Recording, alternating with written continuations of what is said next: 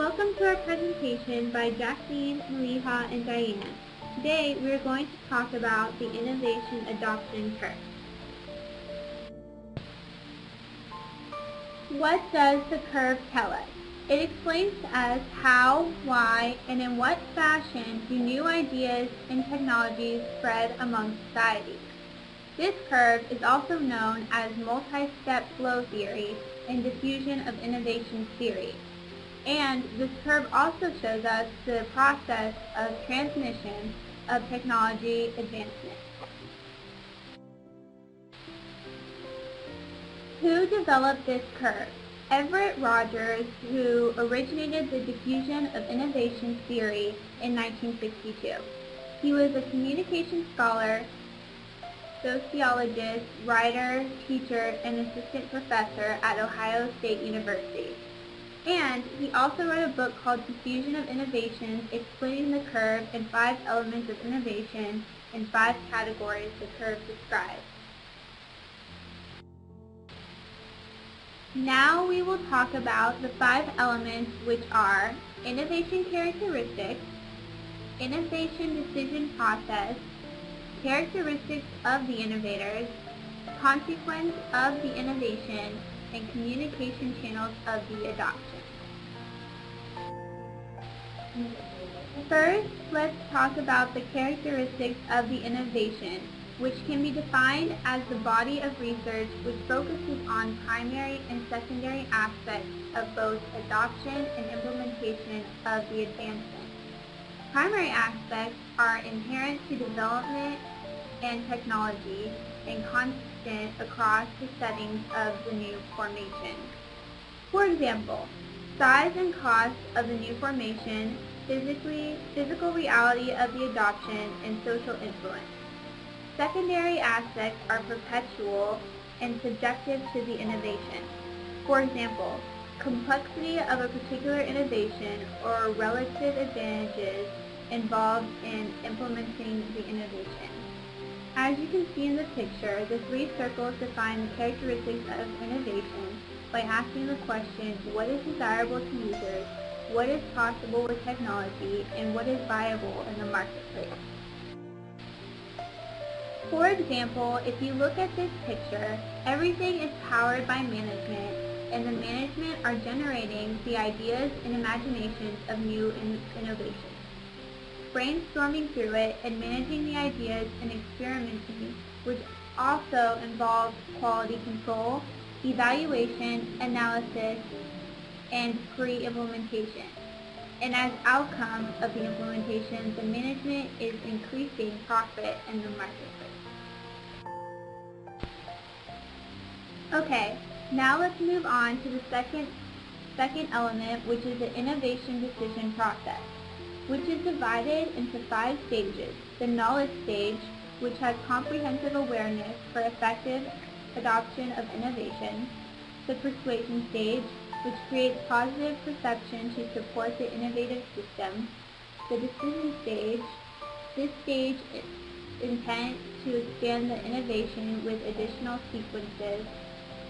The implementation stage, which acquires and regulates ongoing innovation. And finally, the confirmation stage. This stage recognizes, integrates, and promotes the innovation. In this element, you must manage the innovation, frame, and decide. Here in this example that Rogers provides us, a decision and communication channels were based on the prior conditions we perceive the innovation idea through. Knowledge, which analyzes socioeconomic characteristics and behaviors. In the persuasion channel, it dissects the compatibility and complexity of the project. And next is the decision channel, where you make the decision to adapt or reject the project. And then last, if we were to adopt this project, then we implement and confirm. And that is how the innovation decision process works. The third element is the characteristics of the innovation. Innovators are the risk takers and pioneers who adopt an innovation very early in the diffusion process. They are those individuals who are predisposed to being innovative and will adopt or get exposed and innovation earlier than the society. Basically, innovators always bring something new to the table. The fourth element is the consequence of the innovation. Innovation is always about risk-taking process which no one has done before. This risk-taking in the innovation platform is a creative process. Consequences can be both favorable or non-favorable to the participants. Customers and market focus is to encourage the innovation ideas. In general, it's about taking risks and putting the ideas into reality. The fifth element is communication channels. Communication channel of the adoption process happens through social network systems by passing the innovation information. It is the process by which an innovation is communicated through certain channels over a period of time among the members of a social system. In this final element of diffusion of innovation, participants create and share information with one another to reach a mutual understanding of the adoption.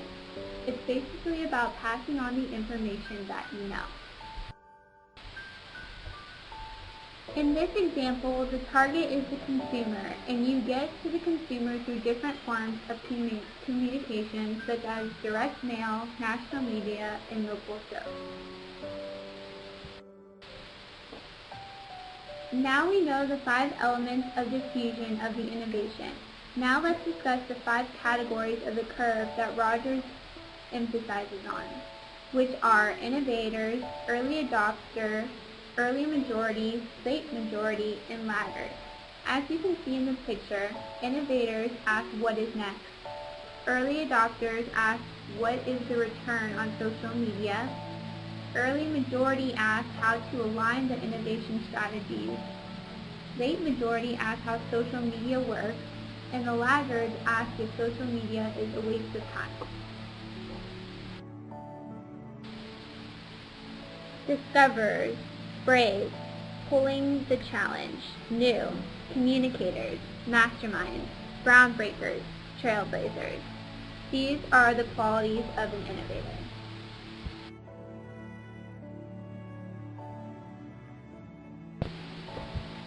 One of the most famous innovators that we know of is Mark Zuckerberg, which is known as the co-founder of Facebook, and there are more than 651 million people using Facebook today. Another famous innovator is Steve Jobs, who is the number 2 innovator among young adults. Some of his innovations are the iPad, MacBook, and the iPod.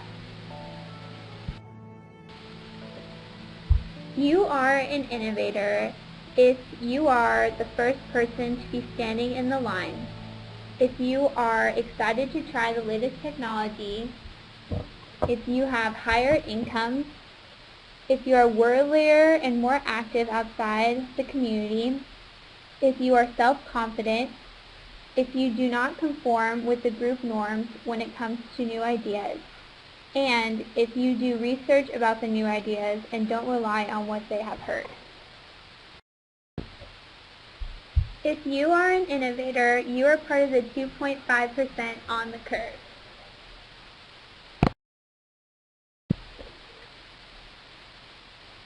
Opinionated, respectable, explorers and vision, intuitive, minority, above average, popular.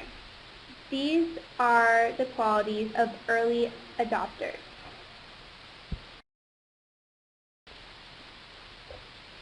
For example, in the picture, you see people standing outside the Apple store to get a new product.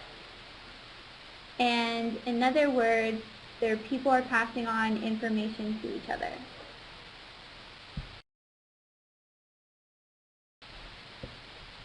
If you are an early adopter, you are a social leader, you are popular and educated, you serve as guinea pigs for the new product and give feedback to the creators. You, like innovators, are the first to stand in line as well. The difference is the popular products for the brand name rather than looking forward to using a specific function.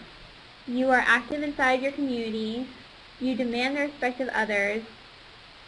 You are easily influenced when marketed towards, and you convince others to follow your lead. If you are an early adopter, you are part of the 13.5% on the curve.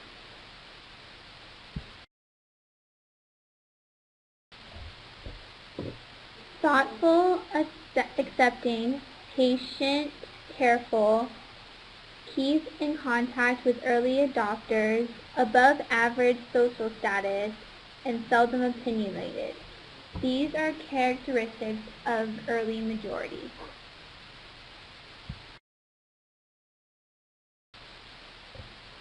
Bill Gates, mostly known as the CEO of Microsoft Corporation and ranked as the world's wealthiest, is an example of an early majority. You are an early majority if you take your time buying the new product than the average person, if you weigh the pros and cons before making a decision, if you rely on group opinions rather than depending on yourself, if you collect a lot of information, if you are not very opinionated, if you have contact with early adopters, and if you have above average social status. If you are an early majority, you are part of the 34% on the curve.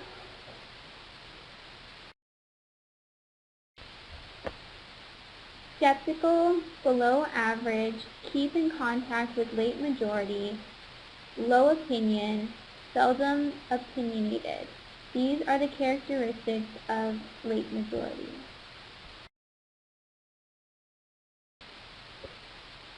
These are examples of late majorities that we often see nowadays. You are a late majority if you adopt the new product mainly because your friends have it and you want to fit in with the group.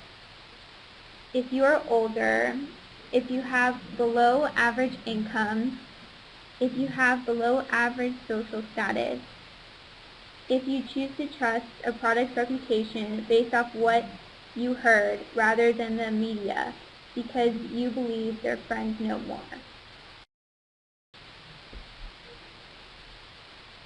If you are in the late majority, you are part of the 34% on the curve.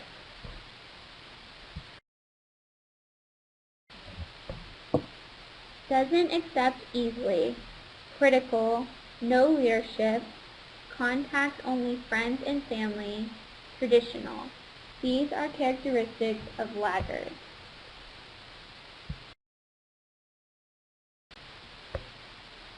So you would see a laggard using a Nokia phone rather than a smartphone.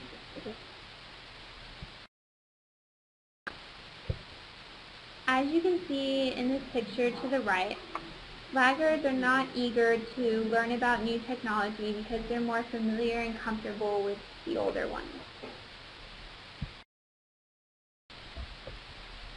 You are a laggard if you do not rely on group norms, if your past influences the decisions you make, if you adopt an outdated innovation, if you are extremely suspicious, if you are not part of the rapidly changing society and the technological world, if you buy products only when you need them, if you are not easy to market or sell to them. If you are a laggard, you are part of the 16% on the curve.